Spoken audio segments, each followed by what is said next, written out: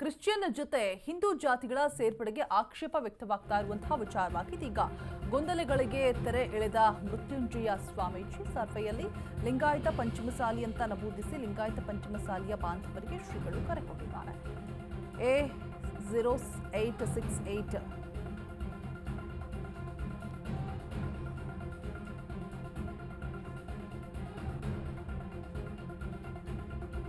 ಇನ್ನು ಪೆನ್ಸಿಲ್ನಿಂದ ಮಾಹಿತಿ ನಮೂದಿಸಿದ್ರೆ ಅದನ್ನ ತಡೀರಿ, ಕೇವಲ ಪೆನ್ನಿಂದ ಮಾತ್ರ ನಮೂದಿಸೋದಕ್ಕೆ ಅವಕಾಶವನ್ನ ಕೊಡಿ ಅಂತ ಹೇಳ್ತಿದ್ದಾರೆ. ಸಮಾಜದ ಜನರಿಗೆ ಜಾಗೃತಿ ಮೂಡಿಸೋದಕ್ಕೆ ನಾಳೆ ಸಭೆಯನ್ನು ಕೂಡ ಮಾಡಲಾಗುತ್ತೆ.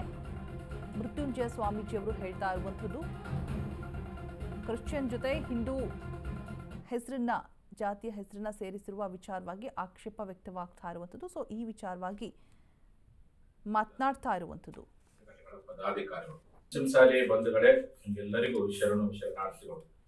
ಈಗಾಗಲೇ ಜಾತಿ ಗಣತಿಯಲ್ಲಿ ಪಂಚಮಸಾಲಿಗಳು ಯಾವುದನ್ನು ಬಳಸಬೇಕು ಎನ್ನುವುದರ ಕುರಿತು ಚಿಕ್ಕೋಡಿಯಲ್ಲಿ ನಡೆದ ಪಂಚಮಸಾಲಿ ವಕೀಲರ ರಾಜ್ಯ ಕಾರ್ಯಕಾರಿಣಿಯಲ್ಲಿ ತೀರ್ಮಾನ ಕೈಗೊಂಡಿದ್ದು, Lingayat Panchamasali code number A-0868 ಅಂತೇಳಿ ನಮೂದಿಸಬೇಕು ಅಂತ ಈಗಾಗಲೇ ನಿರ್ಣಯ ಮಾಡಲಾಗಿದೆ.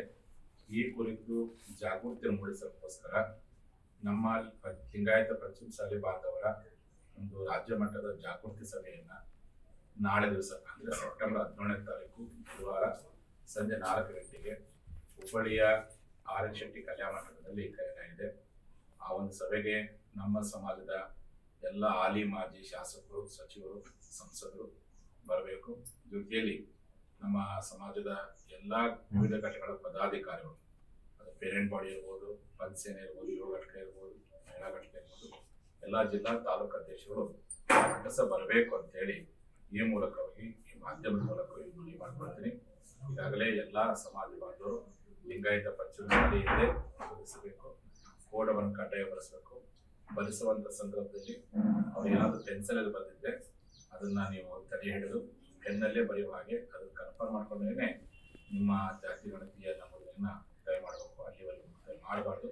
ಈ ಸೂಕ್ಷ್ಮತೆಯನ್ನು ಅರ್ಥ ಮಾಡಿಕೊಂಡು ಈ ಬಗ್ಗೆ ಚರ್ಚಿಸಲು ನಾಳೆ ರಾಜ್ಯ ಮಟ್ಟದ ಜಾಗೃತಿ ಸಭೆಯನ್ನ ಕರೆಯಲಾಗಿದೆ. ತಾವು ಸಹ ಬರಬೇಕು ಅಂತ ಹೇಳಿ ಈ ಒಂದು ಮಾಧ್ಯಮದ ಮೂಲಕ